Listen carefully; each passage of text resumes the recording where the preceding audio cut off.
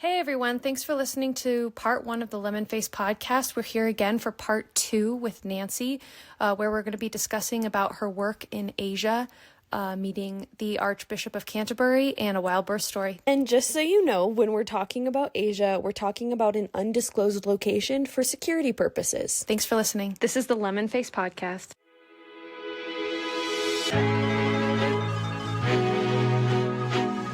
Lemon Face! It's so chaotic. Curiously fresh conversations about the world we live in.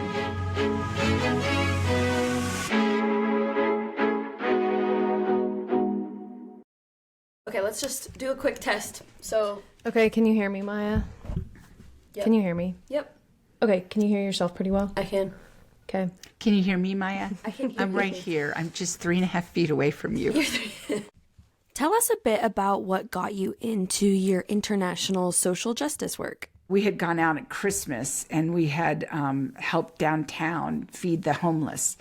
And, it was so cold. Gosh, it was so cold. It was like, I think they were so cold they weren't even hungry. They were just, holding on to their hot coffee and holding on to the scrambled eggs. And, it was quite illuminating. And we had taken the kids with us, which was our tradition. Every Christmas morning we would go out and we'd feed the homeless before we opened presents or did anything for ourselves. And I remember driving back home and we had a 2-car garage. I'm like, we have a 2-car garage for our cars that any of those homeless people would be thrilled to be inside of. And it's for our cars. And after that moment, we then started opening up our house and offering it for people who needed a place to stay. So I had this other moment in Asia where I'm like, I have heated leather seats, and they just spent, 2 hours trying to get water and heat it up. And I press a button so that my bottom can be warm when I'm driving my car. Like it was just hard to wrap my brain around. Yeah. And after that, I've been involved ever since. In one way or another, in just trying to bring the goodness of God to their lives and empower them. What was your first moment that made you realize this is what I want to be doing? So I have been going for almost 25 years now. And when I first went, I went on a medical trip that had happened after a disaster. There was a huge super cyclone that had happened. And so I went, and that was my first exposure to poverty and, just abject poverty. They have one pair of clothes and they're living in, just huts made out of nothing and mud floors and no access to good, clean drinking water. And, they're walking for miles to get pond water that is polluted and has parasites in it. And I can remember sitting there one time, that first trip, just watching the life of these people in the village. And, to them, they're happy because they don't know anything else. And they really had back then, no access to internet or anything that would tell them that the world is in any other condition than the one that they're living. What year was this? 2000. And I'm just going around in my head going, I have heated leather seats in my car. Somebody at one point, it was like, oh, you're a voice for the voiceless. And I'm like, absolutely not. Absolutely not. I am not somebody else's voice. I want to empower them to be their own voice. I don't want to be a voice for somebody else. I want to show them the way where they can have their own voice. Do you look at the pain of the world and see so much of it that you're like, what's the point? Some people can get hopeless when they're in a situation. So it's hard. It is hard. Absolutely. After the tsunami, we took medical teams to Asia and helped out. And the devastation was so huge. So many people died and were so confused that the sea god could rise up and kill them and, just take them away in a heartbeat. It was just so devastating to them. And it was story after story after story. Yeah.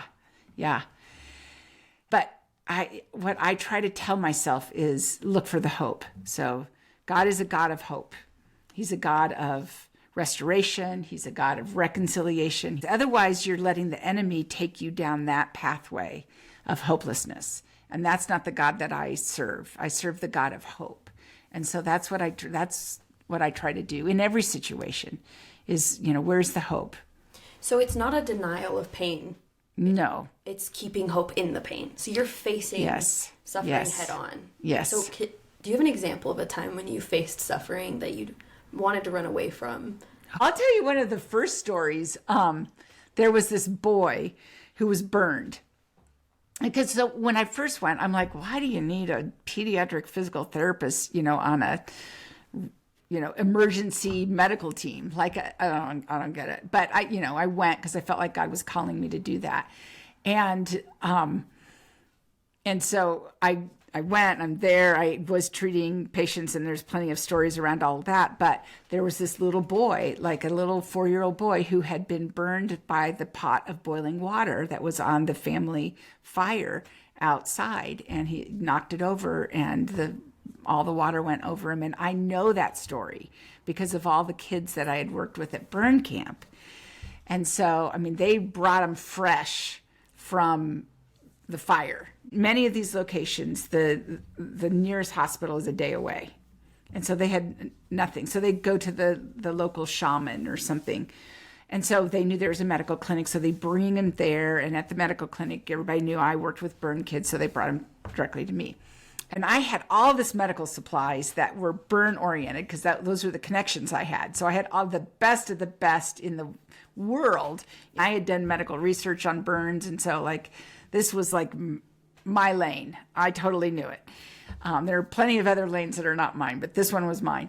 And there were local doctors who were over me trying to tell me, leave it open, don't close it, leave it open, which is the way they handle it there, because they would, if they closed it, if they wrapped it up in some sort of bandage, they could wrap up infection into it. So they leave it open and let it raw and get dry and hard and let their bodies heal it up. And I am pointing my finger at them, shaking back and forth, going, no, closed, clean, closed, moist, closed, moist. And they're like, open, dry, open, dry. And I got my way. And then I put all the best of the best on him and wrapped him up. And then I asked them, we were moving to different places every day. And I asked the mom, come back to this last place, which I had no idea where it was, but, talk to the local people and find out where we are on the last day. And so I went back, she came 4 days later to the last clinic that we were in.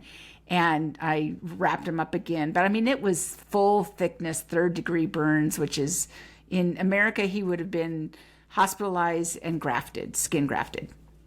And so I'm like, he could have an infection. I just gave her instructions. If he gets a high fever, you have to go to the hospital, not local doctor, hospital. And then, as with thousands of people that I have seen, I never know what happens to them. I never know what happens. And about 2 years later, I was in this real rural village, and I'm treating patients, and somebody goes, somebody's here to see you. I'm like, who's here to see me? I don't know anybody. Why would somebody be here to see me? And so I leave those patients, and I, walk through the village, and I go to the community center, and I walk in, and as soon as the boy sees me, he starts crying, which I understand because I put him through a lot of pain, but his mom just starts talking, blah, blah, blah, blah, blah, blah. And the interpreter tells me, she wanted to let you know that he healed up and he never got a fever and his skin is fine. And I'm in my head thinking, yeah, it's fine, but it's got scars. And so I took all of his clothes off. He had zero indication, zero. What? Not anywhere in his pelvis area. It was all over his hips, his shoulder, his trunk. Zero. Yeah. Why do you think that was the case? I think God healed him. I think it was a miracle, and God healed him. There was another time where there was a place, I can't describe it too terribly much, but we had to break up in twos to go into the different people's houses because of the conditions of where they were, and we couldn't set up a clinic there, but we could walk through and go into their homes. And so I went into this one home, and this mom had just delivered her 4th baby girl. And she was, just days ago. And she was postpartum depression, major depression. She was like, couldn't move, wasn't talking, crying. And I picked up the baby, and the baby was so sweet, and she's a girl, and I just start holding her, and the grandma comes over, and this is all through an interpreter, and the grandma's like, take her. And I'm thinking, what? I'm not going to take your baby. And then I'm, take her. And then I'm thinking of all the statistics of how the baby girls are the first to die, and they don't feed them, and sometimes they'll throw them on the trash pile because they don't value females, and they're expensive, and they can't care for them. And this is the fourth one, and the mom's depressed, and she could, kill her, or leave her unattended and to die. And I'm just holding her. I can't move. I don't go to any other of the huts I'm supposed to be visiting. Like all day long, I am just sitting there holding this baby. And I'm thinking, oh, I could like wear a burqa, and I could hide her on the airplane, and I could sedate her. And then I'm like, no, that's trafficking, and I'm against trafficking. I shouldn't do that. And just all these things are going through my head. Like, how do I keep this baby alive? And so everywhere I went and spoke that next year, I just told everybody, please pray for this little girl. Please pray for this little girl. And we went back a year later, maybe a year and a half later, and stepped foot into that slum. And I mean, people immediately recognized us, and they go running and grab the baby girl. And now, she's whatever, a year and a half. And she's like, who's this stranger holding me? And like, why? And I love you. I know. I'm like, oh, I'm your second mother. You don't know me, but I pray for you every single day. And so we spoke to the parents, and I've followed that family ever since. She's like 6 or 7 years old. What does the mom say when you saw her? She's happy. She's happier now. It was totally postpartum depression. And they've since had another girl and another. Oh, there's the picture. She's beautiful. She's beautiful. Yeah. She lives in an area where the girls are prostituted once they come of age. So it's really, that's where you have to go back to the sovereignty of God. And you're not the Messiah. I'm not the Messiah. And there are other good people in the world who can come alongside of them. And even if their story turns out to be horrible, there can be restoration and reconciliation and mercy and grace and love and goodness that comes out of it. What was it like being a female pastor? I loved it because I felt like it was what God called me to do. I heard him say that. And so I knew that that's what he wanted me to do. And I love pastoring people. I love caring for them. I love walking with them in their stories and empowering them to heal beyond that and to really have an impact in the community. And did you ever have any conflict when it came to your authority as a female pastor? Oh, all the time. But I don't care because God's called me to do this, so I'm going to do what God's called me to do because I believe that God has created us all equally in his image. And he's created us with specific giftings. And sometimes those giftings are for public speaking, and sometimes those giftings are for accounting, and sometimes those giftings, and in those giftings, it doesn't say all the females are all in this gifting and all the males are in this gifting. I remember one time I was meeting with a guy who funds church plants, a wonderful, beautiful man. And there was another guy who was meeting with him after me, who came from a conservative church in Ohio. And so I've never met him before. He's come across the country to Denver to meet with Gary. It's the first time he set eyes on me. First words out of this guy's mouth, reaches out to shake my hand and says, "Oh, where did you get your training?" So I'm not saying anything to him, because I'm a little shocked. And Gary chimes in immediately and goes, "Oh, the same place the disciples did at the foot of Jesus." And I'm like, yeah, what he said. I just want to hear what God's telling me to do, and I want to be obedient to that. And because in the end, that's who I'm going to be accountable to. So I care what people think, but I don't care what people think about what I'm doing, about what God's told me to do. So only I know what God's told me to do. You don't know. And of course there's wisdom of counsel, of others. But my driving force is the voice of God. And that's what I need to listen to, and that's what I need to be accountable to. This is going to sound crazy, but like in the Quaker church, it is 100% alignment. Everybody has, so if you're on the building committee and the furnace goes out, do you replace the furnace for $10,000 or do you repair the furnace for $2,000?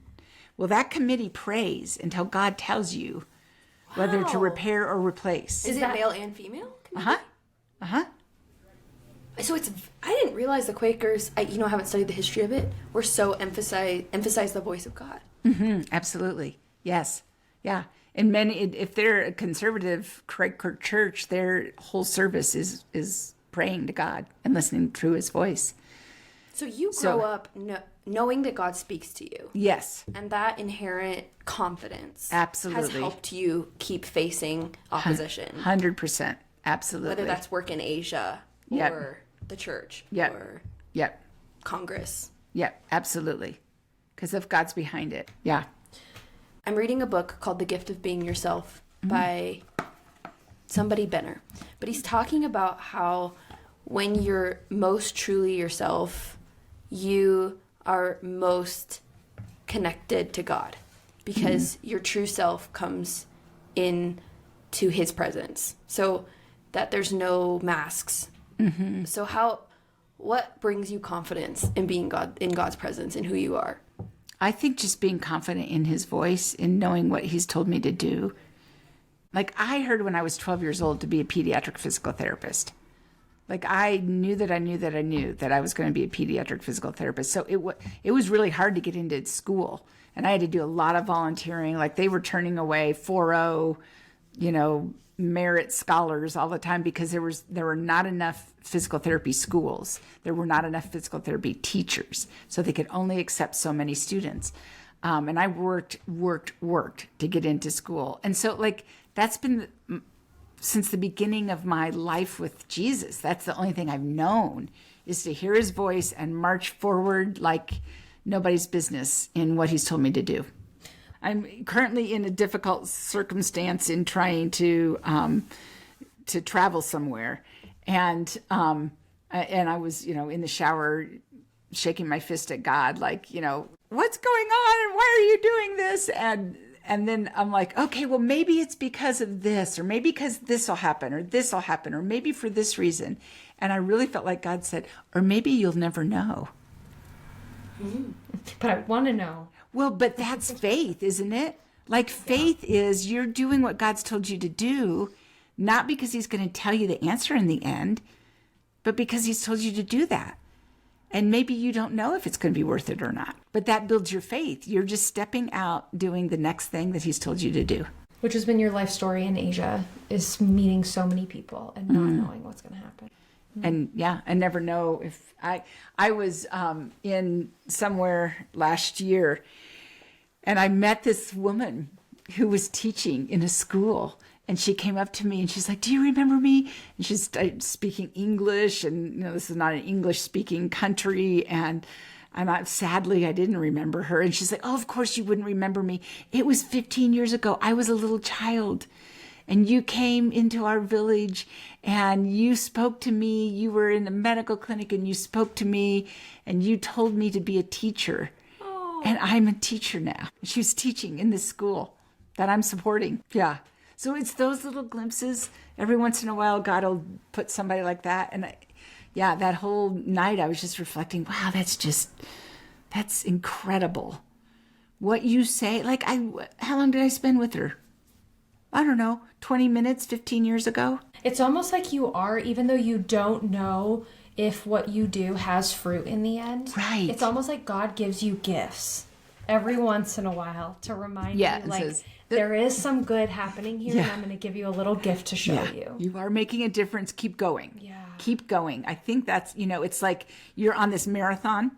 I don't know if you've ever done a long race of any kind, but there's people along the way that you'll go for miles and nobody's there. And then, you come across, a section that people could drive there or something, and they're like, yeah, keep going, you can do it. And that's what I feel like this is like, I'm just going along every day looking for the hope, doing what I feel like God's told me to do, believing in his sovereignty. And then every once in a while he's got somebody at a water station, giving me a glass of water and some pickle juice and going, you can keep doing it. Do you drink pickle juice? Oh, in yeah. a marathon? Yes. Why? Because it's got great electrolytes to it. Without the sugar. Cool. It's got salt. Mm-hmm. Good to know. Yeah. Okay, I have a random question. Did you meet the Archbishop of Canterbury? I did. Can you tell me really quick what that was like? First off, the Archbishop of Canterbury is the head of the Anglican Church of England. The Church of England. The Church of England, yes. That's insane. So the Archbishop, so I'll tell you this, I'll try to. So I had been traveling quite a bit. And so I didn't even really know what all my agenda was or what's on my itinerary. And I'd travel over to England and, I get this itinerary and you show up at blah, blah, blah castle. And so this taxi driver drops me off at blah, blah, blah castle. And You don't know the name of the castle? I can't remember. So That's important I to grew me. up in the You don't follow the Quaker royals? church. Like Wait, what's your opinion on Meghan and Harry? I'm sure they're good people. The Quaker Church has no hierarchical structure like that. So the concept of that kind of a structure is not in my brain. It really is not in my brain. And so, celebrities, I forget who the movie star is. And I truly, if I get to know you, then I'm going to care about you. But I just don't have that celebrity mindset. It just is not in my brain at all. So it's whatever castle. So I show up and I walk in. I walk in and there's this huge courtyard like in the movies. I'm like, wow. Is there an old lady with a nice crown nearby? Yeah. She wasn't there that day. She comes in later in the story. So then we go to this conference room and we're explaining to him all about this particular situation. And In Asia, yes. Situation it's particular to, yes. And so this guy, the guy that we're talking to is actually not the Archbishop of Canterbury. It's some random guy. He's just asking all these statistics and we're answering all the questions. And then all of a sudden this other guy walks in with khaki pants and a polo shirt and everybody stands up. And I'm like, oh, I guess this is where we all stand up. And so I stood up and then the guy who was in front of us all of a sudden starts quivering and he moves around to the other part of the table and the new guy sits down in front of us. And he asked the other guy, can you tell me what the situation is? And so he's stammering around and he isn't really explaining it well. And so I interrupt and I'm like, no, this is it. And so then the guy in the polo shirt and the khaki pants, he's like, this is so interesting. I'm probably going to put this in my speech tomorrow. And I'm like, great. I wonder You where. just thought he was Jake from State Farm. Yeah, I thought it was Jake from State Farm. I'm Jake, like, put it in your speech. I know. Definitely hear about And that. I'm like, I wonder where he's speaking. And, that's cool. And so then he stands up and everybody stands up. And so we all stand up. And then somebody's like, we should get pictures. And I'm like, all for pictures, always. Because, I'm a photographer. And so, we're standing outside the castle. I'm like, do you live here? He's like, yeah, I live here with my kids. I'm like, awesome. That's so cool. Do they go running through the hallways and stuff? He's like, well, we try not for them to run, but yeah. And then we go out front and I'm like putting my arms around him, we're getting our pictures in front of the castle. And, and then we shake hands and say goodbye. And, they're, also they introduced him as the Archbishop of Canterbury. I'm like, that is a cool title. That is a really cool title. It's got a lot of words to it. You didn't know what the Archbishop I didn't know of Canterbury what an was. Archbishop of Canterbury was. No, zero idea. So then the next day, the 200th commemoration of the end of slavery, we're at that celebration and we're sitting there and anybody's there. Tony Blair is there. We're in the front row. We were in the nosebleed sections, and then all of a sudden the section in the front, they didn't show up for whatever this reason. Is in the 90s or early 2000s? This is early 2000s. Okay. There's a fence all the way around, big security. Everybody's got lots of pretty hats, and we are in the back section, and then they need to fill the front section, and whoever was supposed to be there had not shown up, so we all move up. So we're in the first rows. And Tony Blair is like just right across the aisle from me. And, then all of a sudden the Queen comes in, and, her husband is like 20 feet behind her because she's got this long robe, and he's walking behind her, and she's sitting up there. And then that guy from the day before, he's got Jake from State Jake Farm. from State Farm. He's got the big hat and the robe and this whatever pole thing. And he gets up and he gives this. You're all like, Jake! Hey, peace out. It's me, Nanci. So this is the sermon he mentioned. This is the sermon. He was just saying a talk, and so he gives the talk. He mentions us and all of the stuff we were talking about the day before, and I'm like, woo, woo, woo, woo. That's us. Represent. Yes, exactly. So that's when I met the Archbishop of Canterbury, and he was the most humble, sweetest, kindest man. Well, tell us about delivering a baby in Asia. Oh, I didn't. No. Her daughter, Hannah, had a baby here. Yes. Oh. Wait, was it here or at her Yes, house? yeah, at her house. So I was supposed to go there and take care of her two sons while their daughter was born, while they went to the hospital and delivered their baby. And so I was there, and at 2:30 in the morning, her husband comes and gets me. And it's like, I think it's time for us to go to the hospital. And so I was down in the basement, and I meet him up in the living room. He's got two suitcases in his hand. He's like, I'm going to take these out to the car. Hannah's on the toilet pushing. And I'm like, what? Like, she can't be on the toilet and pushing. And what is she doing there? And so I go running up. I'm like, Hannah, what's going on? And she's like, call 911. I'm like, seriously? Call that. I'm like, okay, I got it. So then I meet her husband. Daniel comes back in, and I throw the phone at him. I'm like, talk to 911. He's like, why? And I'm like, Hannah's delivering a baby. And yeah. And so baby comes out, head comes out, and, I'm holding on to her, trying to get the towel and the... What was 911 saying? Were they telling you how to They deliver? were trying to talk us through it. And then the placenta kind of gets wrapped up in the towel, and it's hard to get the baby up towards Hannah. The baby's baby out. already came out. Baby's Okay. out. I'm holding the baby. Placenta is still attached. And... How long can placenta stay attached? Well, that's the question that none of us had really researched. And so the 911 operator was like, you've got to tie that off right now. And Daniel was like, no, let's just keep peace, and nothing's an emergency. It's all okay. And you got to tie off the did you already umbilical clip it? cord. There's a lot of opinions about it on the website that I ended up Googling afterwards. WikiHow. And so, so WebMD. the 911 operator's arguing with Daniel. Daniel finally goes and gets a little ribbon and kind of ties a bow in it, but it doesn't it's not a tourniquet on the umbilical cord, it's like just a little red bow. And then all of a sudden, 10 minutes after the baby is delivered, a 12-year-old with blonde hair comes through the door and goes, oh my God, I don't know what I'm doing. I'm like, okay, stop. Is this This is the EMT.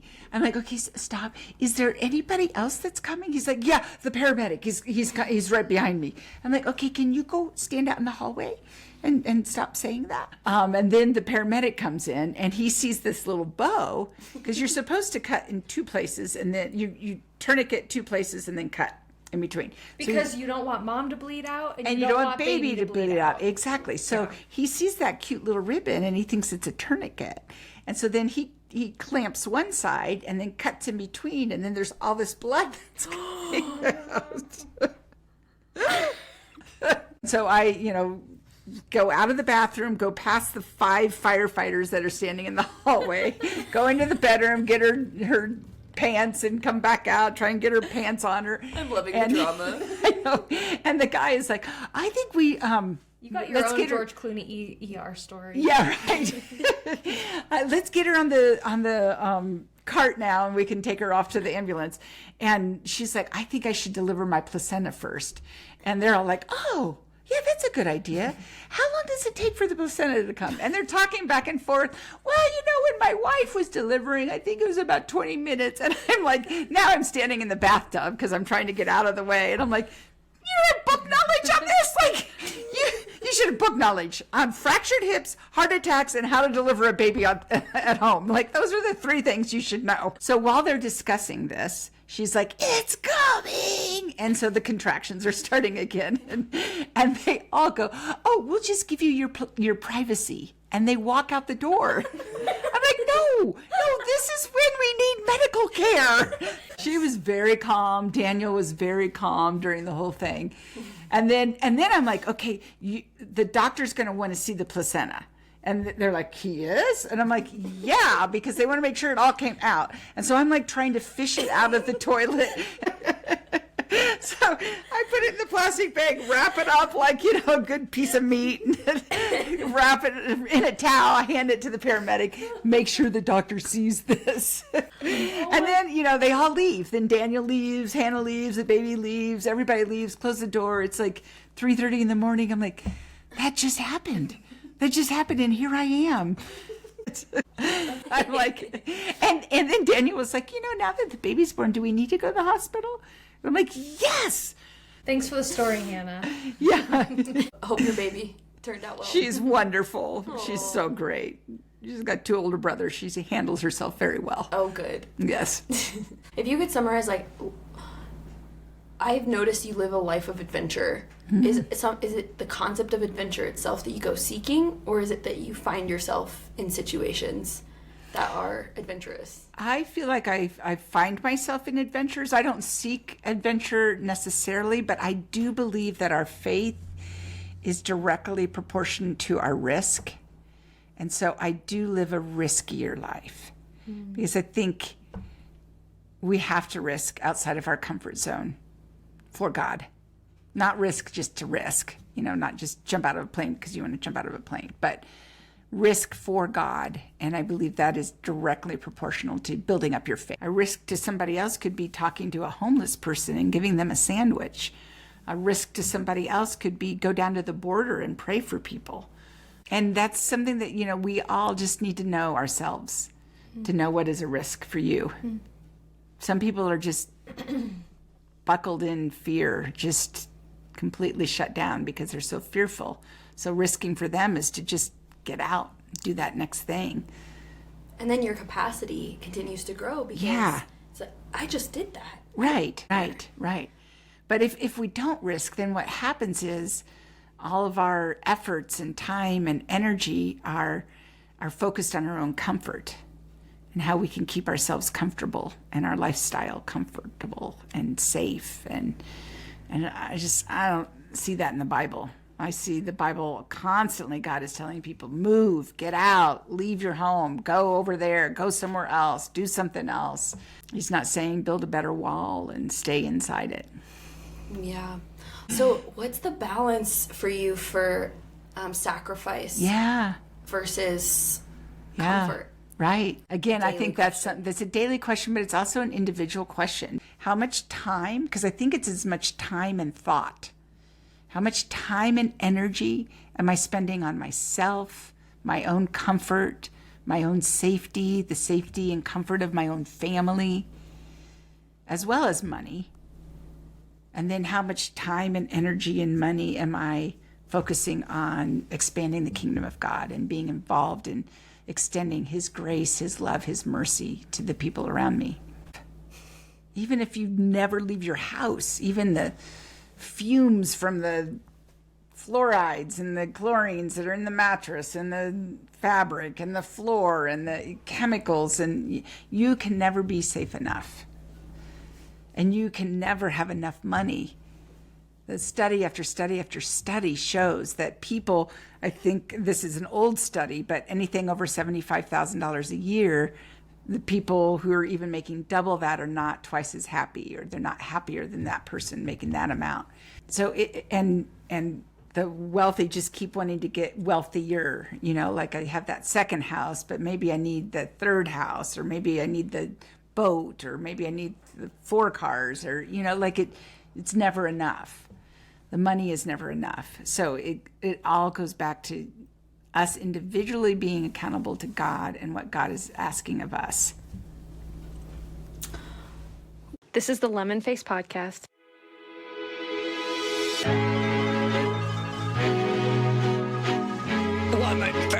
It's so chaotic. Curiously fresh conversations about the world we live in.